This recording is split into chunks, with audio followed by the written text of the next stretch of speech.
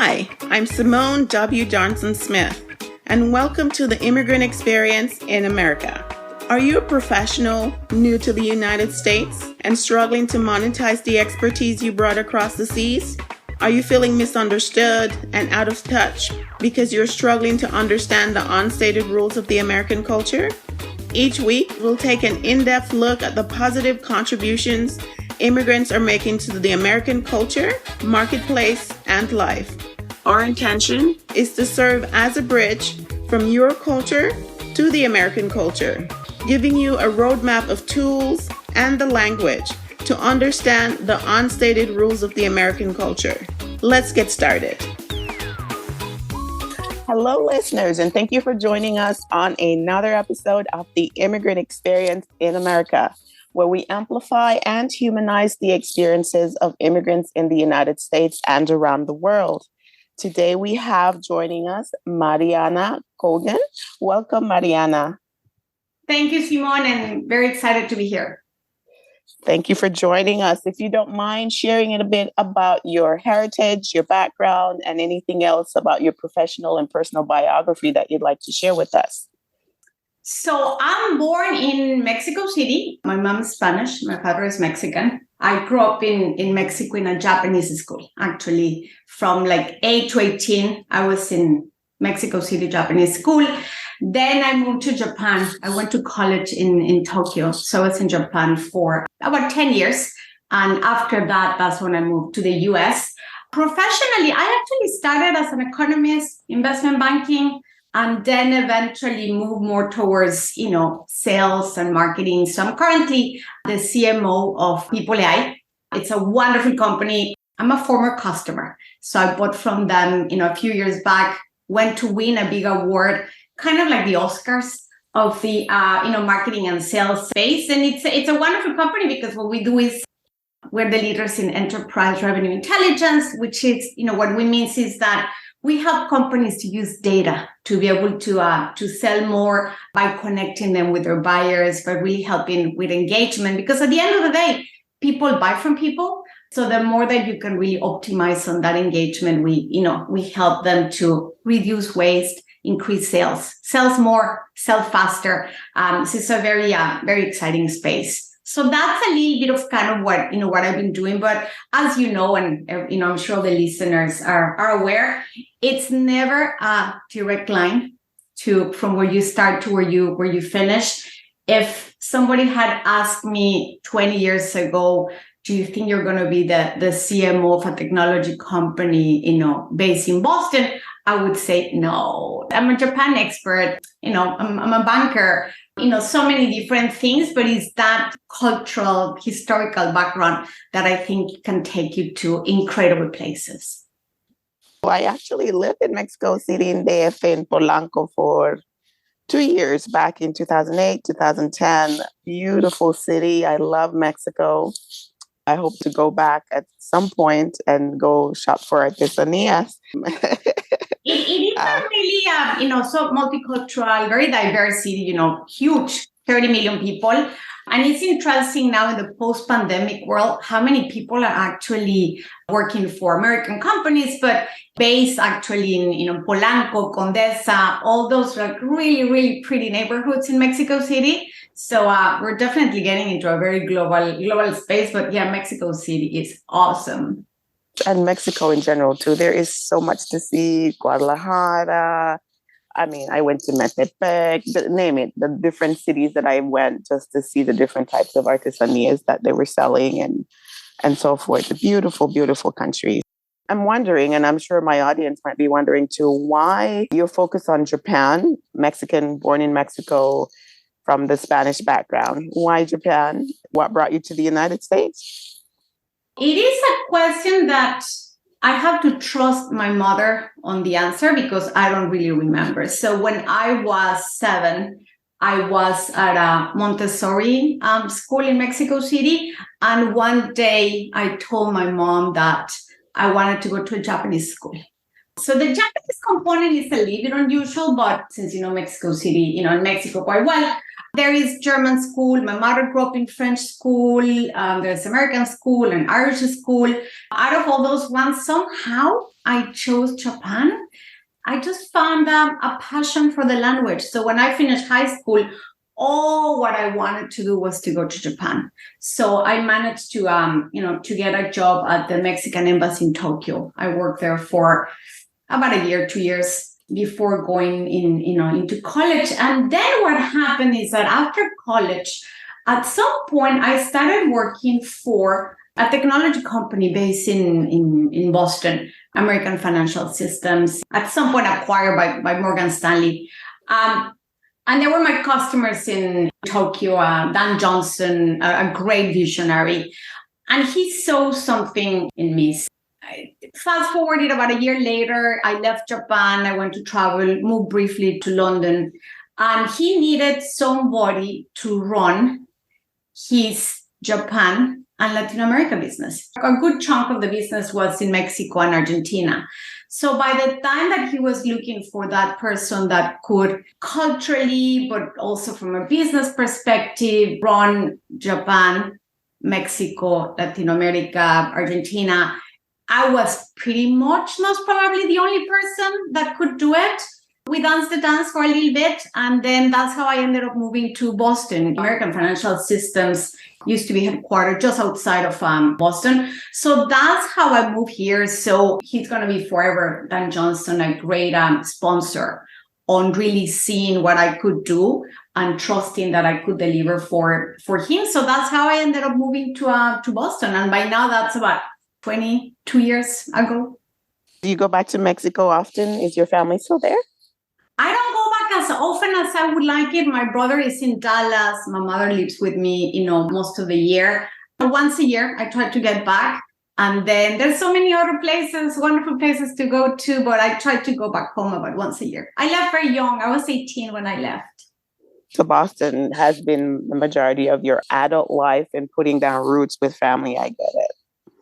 Yeah, I think that it's been primarily those 11 years in Japan and then 22 in Boston. So yeah, a lot of my home by now is in Boston. Okay, so I'm wondering then, did you have an American dream? It sounds like you were on a very solid path from your life in Mexico. And a lot of people come across to the United States wanting to make life better. Was there an American dream for you, or this was part of your opportunity? It's a complicated question to answer because was it the first target or where I wanted to finish? Most probably no. It didn't start as I wanted to move to the US. But if you think about it, it is the largest economy. As I had been, a few years in Japan, I knew that the next step in my career had to be in the US. That part at some point became quite clear. I couldn't continue being in Japan because most of the companies that I work with would have been headquartered in the US, and to continue career development, at some point you had to be headquartered. So, and then if you add to that it is a land of opportunities, making it all the way to the top, making it to the C-suite would have been complicated in a place like Japan. There is no question that, the US offers that almost there's no ceiling to what you can do. By now, it's so diverse. We still can do a lot from diversity perspective, but it is a place where, and especially, Boston, where you can be anything you want. So at some point, there had to be that American step in a career. So that's kind of the way that I see it. What were some of the challenges or cultural adjustments you needed to make? So from Mexico to Japan, then to the US, living and working in non-native countries. How was that experience for you, and what were some of those challenges? And there are plenty. If you think to this day, 2022, and still when it comes to the female Latin, in the technology space, there is only 1%. I mean, it's incredible that by now so many women, so many minorities are going to college, are graduating from college in the technology areas, and it is still only 1%. Sometimes I don't want to believe the number. I think it sounds like too small. But then if you put the title, that's even less. And what that means is that anytime that I sit at the table, there is never somebody who looks, somebody who speaks, somebody who thinks like me. You're always different. And that is one of the main components that I would say that you have to be comfortable with, that you're going to be different. And you have to learn to value it, to own it. I'm born in Spanish and Japanese and English, so I have an accent. So many times when I start certain, presentations or certain negotiations, I might just put it out there from the very beginning. I have an accent, and when I get excited, I speak really fast. So if you don't understand me, don't feel bad and ask me questions. Or sometimes I have to explain the fact that my ideas are going to be a little bit different. And initially, it might be hard to understand where I'm coming from, but bear with me. It's going to make sense, and I know how to deliver results. So just give me a little bit of a space for the fact that it's going to be different. So one of the things that I always recommend to people is that you have to own who you are. You have to be comfortable with being different. I think it's pretty much that. Sometimes I quote this incident that I had. I used to work in an industry where we sell CAD, computer aid design, like a CAD. And I will be preparing a presentation with one of the executive strategy officer. And I remember him looking at me like, what are you talking about? And I'm like, here's with these wonderful ideas and all this. And eventually I realized that he was hearing that I was talking about a CAT, like a CAT. To me, it sounded like the same, but of course not to the other party. So you just have to, in that moment, be able to say, oh, that's funny, laugh together, and then move on with the fact that, yes, it's going to be more challenging, and you're going to be doing, business and sometimes competing against people who don't have that, that handicap. But then we bring so much of diversity of thought that you just have to be very comfortable and confident that it's okay to be different, because you bring so many other different things to the table. I'm thinking that you may be viewed as quite the multicultural leader, right? You've had so much exposure. You speak multiple languages, lived in different settings. I'm wondering how do you sell that you're the quintessential multicultural leader, right? Because of your exposure and experiences. At some point, it's less of how you sell it and how you deliver value because of it. Because it becomes less of being interesting because you live in different places. It's because I have experience doing business in the Japanese market. I have experience doing business in Europe. You find it easier to connect and bring all those experiences to the table, so that, when you're talking about expansion, People.ai, we're currently talking about going into the European markets, the Asian markets. You have experience. You have been there. You can let them know ahead of time what are going to be the challenges. You can let them know what's going to be, what is that roadmap to success. You must probably come to the table with connections in many of these markets. So I think it starts becoming part of your story, which is, one of the other things that I comment when I do presentations on career growth for minorities is that you gotta build your story. Because if you don't have a story, it just sounds like a disjointed, okay, Mexico and then Japan, and she has an accent and she's, then you become maybe like, the friendly person on the third floor that happens to be Mexican. But once that you start putting into that story, how is it that all these pieces come together so that you are delivering value? Because at the end of the day, all this becomes important from a business perspective, especially in corporate America, because it allows you to deliver value to your customers, to your vendors, to the company. It's starting to tell that story that is easy to understand and that is repeatable, so that as people are thinking about maybe promotions or role expansion, these are sponsors, and we can talk a little bit more about sponsorship, will be able to say, hey, This is who Mariana is. This is what she has delivered. Therefore, we should be giving her the next opportunity, because otherwise we are going to be losing if we don't leverage more what she can bring to the table. But for that, you have to be able to tell a story of connecting the dots between that diversity and the results that you have given. On LinkedIn and in other spaces, people talking about branding yourself and telling your story. Can you break that down for listeners who might not have been exposed to the conversation tangibly? How do you do that for like a young professional coming up? How do you kind of create your story around all of what you're bringing to the table, for example?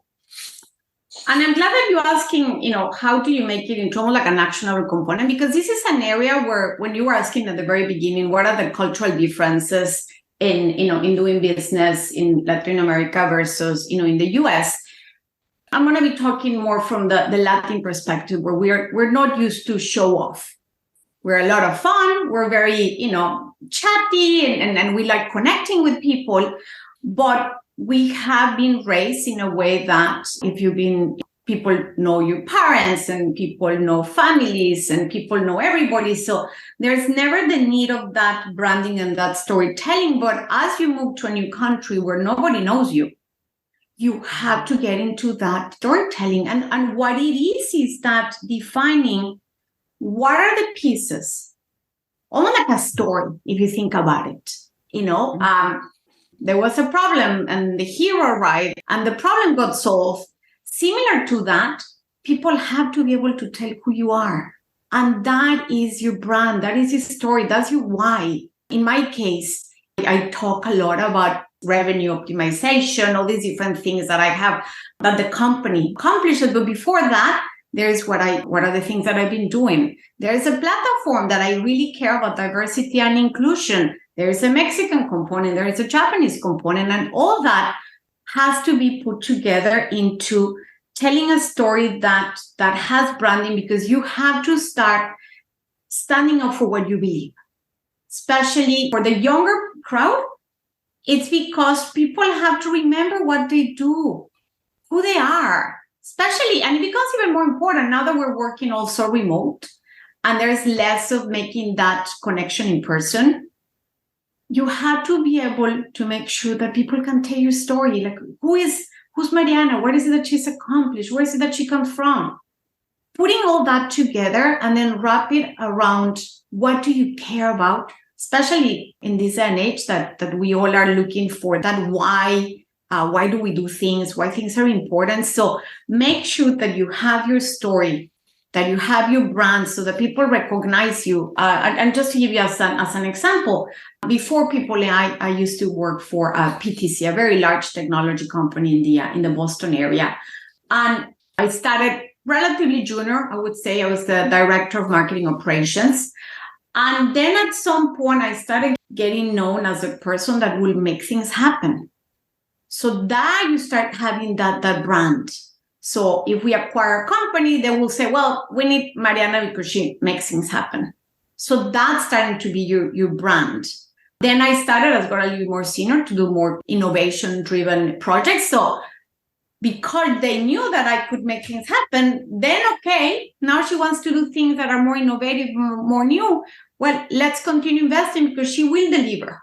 So that's where the brand starts becoming something that people can talk about. It's almost your reputation. What are people going to say about you when you are not there? That is your brand. That is your story. Is part of your brand that you're the Latin American expert, the Japan expert, that you can bring in clients from these sectors? Is that part of the story as well? I think it's part of the story, but not the chapter that I live today. I don't really play as much in the Let's Do Business in Mexico component. From that perspective, what I bring is all those portions have allowed me to be a leader in digital marketing, a leader in how do you break into the different components from a marketing perspective. How do I connect with the market? I understand the market so that I can tell the story of the company And then, more people know us, more people do business with us. So it's different shades of that persona, that story. And sometimes you use one chapter, you use one tool. Sometimes you use another tool. It really depends. I have done in the past, helping companies breaking into the Japanese market. As I mentioned, for American Financial Systems, running their business in Latin America and Japan. Currently, I do a primarily USA role, but at some point might be related to Japan, might be related to Mexico. You start becoming almost like this rainbow expertise that are part of that story. And sometimes you read one chapter, sometimes you read another chapter. I'm still intrigued and wondering, were there any specific adjustments that you had to make as far as adjusting to American culture and the way that we do things? What were your areas of growth or areas of major adjustments that, I just don't get this part of the culture, and that you needed to learn more, perhaps, for our listeners who might be wondering, I'm dealing with this challenge. You've been quite successful. How did you deal with some of these major adjustments that may have come along your journey? There are a good number of components where you have to adapt. Absolutely. The American culture is a very direct culture. I was coming from Mexico. We're not very direct, especially Mexico City. Japan, what you say is not what you mean, and what you mean is not what you say, because you really communicate in a very different way. And then the US is much more transactional, is much more direct. So you have to learn to speak that way. It is a culture that requires much more of that self-promotion. So going back to you have to have your story, all these different things. It is a very sports-driven culture. So if there is a portion that has been and will always be challenging, sports. You fake it a little bit, those Mondays when people talk about the Patriots or the Red Sox and you just kind of smile. Or you check the news in the morning so that you can say, wow, wasn't that an awesome game? Those are the things that are complicated. With many leaders in corporate America, they love talking about the strategy from sports. That I can never understand it. I had to remind them that, we have employees that are not really born and bred in the US. So where is a long pass and a short pass, and those things are still really very confusing for me. But but I think again, it's taking the most positive components, owning your diversity, and just making sure that you adapt. It is a different culture. It's more direct, but that's even better, because you know what you're getting into. You have to self-promote yourself more and learn a little bit about sports. So it sounds like you have, from an early part of your career, been able to show up as your authentic immigrant self. And I'm wondering if you've had to navigate that, especially in any space, or has that been consistently over time that you've been able to show up as your authentic immigrant self? There has been a portion that it's been maybe a little bit easier because I have moved around so much that I was born, I would say, a little bit more comfortable being different. If you think about it, growing up in Mexico in a Japanese school, I talk about it as if it was very normal, but there's very few people. My class was like 30 kids. So you're talking about 30 kids in Mexico City out of 30 million that grew up in a Japanese school. So from that point, I was already very different. So I had to be comfortable with it. And then as the years went by, and then it's Japan, but there is a portion that it is complicated. So yes, I'm a little bit more at ease with being myself. But one area that is always complicated, again, as a Latin and as a Latina even more, is the energy. We have a lot of energy. We move our hands, and sometimes that can be misinterpreted about less thoughtfulness. It's seen as maybe too much excitement. Is she really that intelligent when moving around and moving so fast? Those are areas where it does become complicated. So you have to also find within the one color, there are different shades. And there might be moments when you are much more of that energy, and sometimes when you have to tame it down a little bit. So no, there are challenges. You're always going to look different like from everybody else. You're going to have an accent, and I was last week at the United Nations for the Hispanic Leadership Summit, And there were other two women there who had made it to the C-suite. And we were talking that, we made it even with an accent. We made it to the C-suite. And that is still, and it's always going to be complicated because you are not going to sound always maybe as intelligent because, the grammar gets a little bit convoluted. And that makes you sometimes a little bit, more self-aware about, different things. But I think that the way that I see it by now is that it is my obligation to make sure that the next generation is very comfortable being who they are. Again, in my previous role, much larger, company, and we have an, ERG for, Latin, Hispanic employees. And they found it refreshing that it was the first time that they met somebody who was so open about being Mexican. So open about, yes, yeah, I have an accent and I move super fast, but yeah, I'm Mexican. Yeah, that's me. And for them to be able to see that it was okay and that I can make jokes in Spanish and I say things and that it was refreshing. It was, so the new generation should be able to be 100% who they are without whether they're first generation, second generation. I tend to talk much more to the ones that we arrive, but I think it's becoming much more okay to be who you are. We didn't share much about your personal life as to whether you're a mother and I know you have your mom with you, I believe you mentioned. What's your life like outside of work? But I'm wondering, how do you, as a woman, an immigrant woman now in the C-suite, how do you plan for rest and self-care and how do you manage it all? That is an area where I see you can learn a lot more. All the previous questions, I had answers for everything.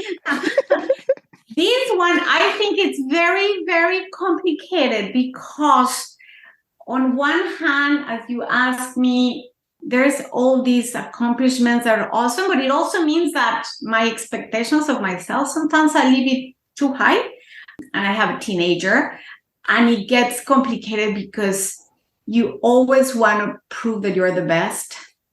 And that gets a little bit tiring and you have home challenges and that I try to disconnect every so often for a few days where I really go into like the nature. I follow this Japanese philosophy of the forest bath, like a BATH, forest bathing. That I try to disconnect. I try to keep almost my to-do list so that I can sleep better. So I know it's on a piece of paper. I know that I'm not going to be able to get to everything. And at the same time, I also know that I should be doing a better job on taking care of mental health. I mean, I take care of my son's mental health, but sometimes I underestimate mine. I get it. As women, right? We try to take care of everyone. It's sometimes a bit harder to do the same for ourselves. Completely get it. Yeah, I think there's always this sense of we need to prove that we can do more, that we're capable, that there's a reason why, we're where we are. And sometimes it's going to be on my to-do list, on my resolutions for next year. Continuous for everybody, for us. I can attest for myself too. So it's said that success leaves clues. I wonder what you know now, 20 plus years into your immigrant journey living in the United States and then 11 in Japan. What do you know now that you wish you knew at the start of your journey as an expat, as an immigrant? I think to be able to know that it's going to be okay.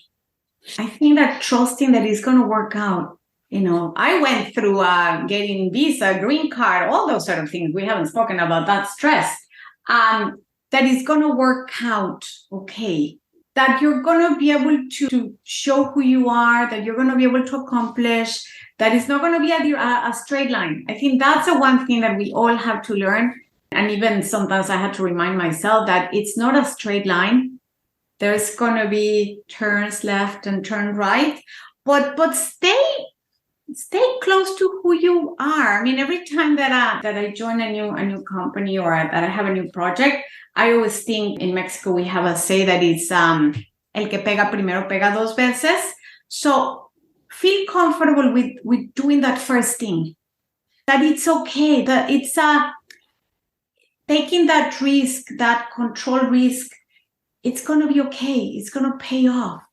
So that is what I would have told to myself 20 years ago. Relax. It's going to work out. You're going to find your place. You're going to find your people. You're going to find people who value what you do, and you're going to be okay. And it's okay to have an accent and mispronounce some words and so forth. You've survived. You've survived and you've done well. So we have a segment that we call faux pas. You've studied the Japanese culture coming from Mexico and 20-something years in the US. I wonder what you would encourage new residents, new immigrants. Don't do this because this would socially put you in a very bad light in front of the American audience.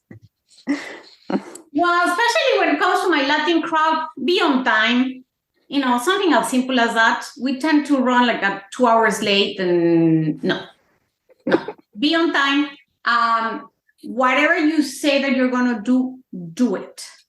Those will be almost like my 2 pieces of advice. It's okay to have these dreams. It's okay to be very innovative, to have ideas, deliver. Because, we are a little bit more casual sometimes. That's something that I would say, be on time, because it starts from there. Be on time, deliver on any promise, and it's going to be okay. Very good. Well said. I don't think you have any time for any additional projects or passion projects or services that you may offer outside of your full-time job. Is that correct? Yes, I don't have side business. I'm a little bit busy, but what I'm looking to do much more is that I have gotten to that point that it is my obligation to pay it forward. So I'm looking to spend more time going forward at boards of non-for-profit where I can really help many more minorities to reach their potential. And how would people be able to get in touch with you if they are interested in such an opportunity or to collaborate with you otherwise? LinkedIn. Everybody always feel comfortable, whether it's asking for advice or anything else on LinkedIn. I tend to be very good at replying. Well, thank you so much. You were excellent. I appreciate you sharing with us today. Thank you very much, Simone. I'm always happy to help and talk about my experience. Thank you so much. This is awesome.